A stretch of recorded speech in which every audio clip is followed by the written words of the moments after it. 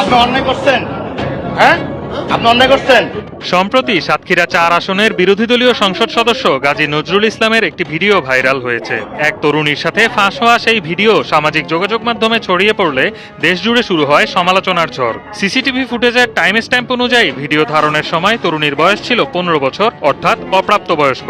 যদিও দুইজনেই ভিডিওটি সাম্প্রতিক ও তরুণীকে জামায়াত নেতার দ্বিতীয় স্ত্রী বলে দাবি করছেন, তবে নির্বাচনের হলফনামায় এই তথ্যের অনুপস্থিতি এবং বিয়ের তারিখের সাথে তরুণীর বয়সের গড়মিল বিভিন্ন প্রশ্ন জন্ম দিয়েছে। বিরোধী দলীয় এমপির এই ঘটনা দেশের একটি অন্ধকার বাস্তবতাকে সামনে নিয়ে এসেছে, যেখানে সমাজের ক্ষমতাশালী পুরুষরা প্রায়শই অপ্রাপ্তবয়স্কদের সাথে নানাভাবে জড়িয়ে পড়ছেন। পরবর্তীতে ধরা পড়লে নানা মিথ্যা বা পরস্পর বিরোধী তথ্যের আশ্রয় নিচ্ছেন। মূলত বিচারহীনতার সংস্কৃতি এবং ক্ষমতার দাপট এ ধরনের প্রবণতা বৃদ্ধির অন্যতম প্রধান কারণ বলে মনে করেন বিশেষজ্ঞরা।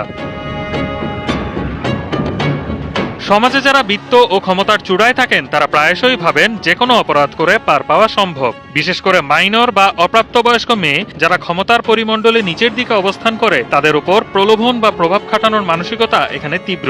এসব বিষয় জনসমক্ষে চলে আসলে নিজেদের ক্ষমতা ও সামাজিক মর্যাদা বাঁচাতে এক এক সময় বাংলাদেশের নারী ও শিশু নির্যাতন দমন আইন বা বাল্যবিবাহ নিরোধ আইন থাকলেও অপরাধ সংঘটিত হওয়ার পূর্বে তা প্রতিরোধের আইনি কাঠামো অত্যন্ত দুর্বল। উদাহরণস্বরূপ, কোনো প্রাপ্তবয়স্ক পুরুষ যদি কোনো শিশুকে দীর্ঘ সময় ধরে অনলাইনে প্রলোভন দেখায় বা গ্রুম করে, তবে ঘর থেকে বের হওয়ার আগ পর্যন্ত বাংলাদেশের প্রচলিত সাইবার বা দণ্ডবিধি আইনে তাকে সরাসরি কঠোর শাস্তি দেওয়া কঠিন হয়ে পড়ে।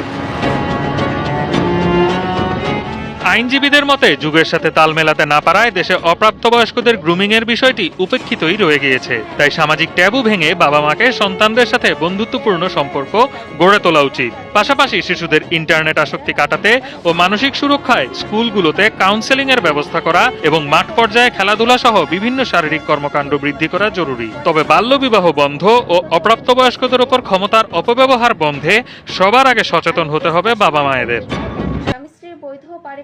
আসসালামু আলাইকুম, আমি মুস্তাফা মরিয়ম বেগম। আমি সাতক্ষীরা ৪ আসনের মাননীয় সংসদ সদস্য বীর মুক্তিযোদ্ধা গাজী নজরুল ইসলামের দ্বিতীয় স্ত্রী। সম্প্রতি আমার স্বামী সাতক্ষীরা ৪ আসনের সংসদ সদস্য গাজী নজরুল ইসলামকে নিয়ে সামাজিক মাধ্যমে যে ভিডিও ও বিভ্রান্তিকর প্রচারণা চালানো হচ্ছে, সে বিষয়ে আমি দেশবাসীর সামনে প্রকৃত ঘটনা সংক্ষেপে তুলে ধরতে চাই। প্রথমত, আমাদের বিয়ে কোনো গোপন বা অনৈতিক বিষয় নয়। 2026 সালে 17 জন সাতক্ষীরা শ্যামনগর আমার বাবার বাসায় উভয় পরিবারের সম্মতিতে পারিবারিক আমাদের বিয়ে সম্পন্ন হয়েছে। এ সময় আমার স্বামীর প্রথম স্ত্রীও উপস্থিত ছিলেন। 13 জুলাই আমার স্বামী গাজী নজরুল ইসলাম তার 2 স্ত্রীকে নিয়ে ঢাকায় মগবাজার আমার বাবার অফিসে যান। এটি ছিল সম্পূর্ণ পারিবারিক একটি সফর। সেখানে পরিকল্পিতভাবে একটি অনাকাঙ্ক্ষিত পরিস্থিতি তৈরি করা হয় এবং পরে আমাদের স্বামী স্ত্রীর ব্যক্তিগত ভিডিও ছড়িয়ে আমাদেরকে হেনস্থা ও মানহানি করা হয়। আমি স্পষ্টভাবে বলতে চাই, একজন স্বামী স্ত্রীর বৈধ পারিবারিক। আসসালামু আলাইকুম, আমি মাকসুদা ইসলাম।